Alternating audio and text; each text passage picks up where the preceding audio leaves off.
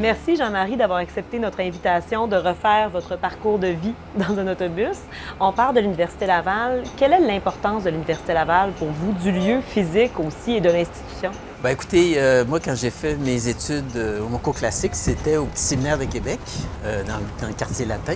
Et l'Université Laval était dans le quartier latin. Mon père avait son bureau là, donc il voyageait entre son bureau dans le quartier latin et notre maison sur 25 Sainte-Geneviève, tout près du consulat américain. Mais on prenait le bus pour aller justement de la rue Sainte-Geneviève jusqu'à l'Université Laval, où j'ai fait mes études, mon cours de mathématiques de 1966 à 1970.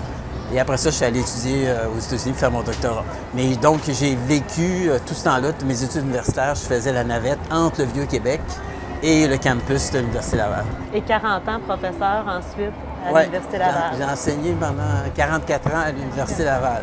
Est-ce que vous trouvez ça encore important d'avoir vraiment un lieu physique où se réunir, où on partage le savoir? Oui, c'est important. C'est important.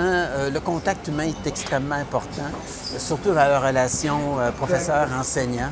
C'est important que l'étudiant puisse de temps en temps avoir un contact avec le professeur, parce que le professeur, essentiellement, son rôle aujourd'hui est changé. C'est plus quelqu'un qui transmet les connaissances, mais c'est quelqu'un qui guide l'étudiant dans cette recherche de connaissances-là, et c'est aussi un motivateur. On ne peut pas parler de l'université sans parler du pavillon de Coninck. Bon, ce n'est pas en votre honneur à vous. Je suis très fier, par contre, que mon père un pavillon en son honneur. Vous savez, il est décédé en 1965 et en 1966, on a nommé le pavillon des sciences humaines, ça s'appelait à l'époque. On l'a nommé le pavillon Charles de Coninck. Et bien sûr, j'en suis très fier.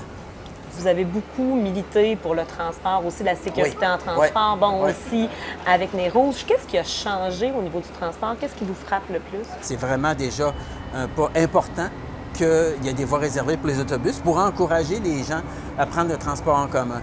Bon, et si ce n'était que de moi, le transport en commun serait complètement gratuit. Parce qu'il y aurait des impacts positifs sur la sécurité routière, bien moins d'accidents quand tu es dans l'autobus, avec des chauffeurs professionnels, le risque d'accident est minime. Deuxièmement, bien, ça éliminerait la congestion routière parce qu'on est 40, on peut jusqu'à 40 quelques dans un autobus. Quels sont vos plus beaux souvenirs du Vieux-Québec? Ah, bien évidemment, moi j'ai eu le privilège de rester sur la rue Sainte-Geneviève, qui est tout près du Château Frontenac, qui est un monument historique extraordinaire. Je le voyais tous les jours. Il y avait le fleuve, on voyait le fleuve. Moi, de la fenêtre de ma chambre, je sortais ma tête par le châssis, je voyais le fleuve Saint-Laurent avec tous les navires, etc. 12 mois par année, je voyais le fleuve, c'était extraordinaire. Qu'est-ce que vous faites cet été? C'est quoi vos projets?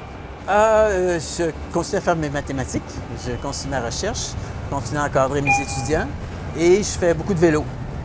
Je pense que c'est important de rester actif. Vous connaissez peut-être mon théorème de l'activité physique. C'est quoi votre théorème de l'activité physique? Que chacun d'entre nous, on devrait faire autant de minutes d'activité physique par jour que son âge. Oh! Alors, vous voyez, moi, évidemment, je ne dirai pas mon âge en public, mais je vais vous dire que ça fait au moins 11 ans qu'il faut que je fasse au moins 1 heure d'exercice par jour. OK. On est capable de calculer, mais on ne vous le dira pas quand même.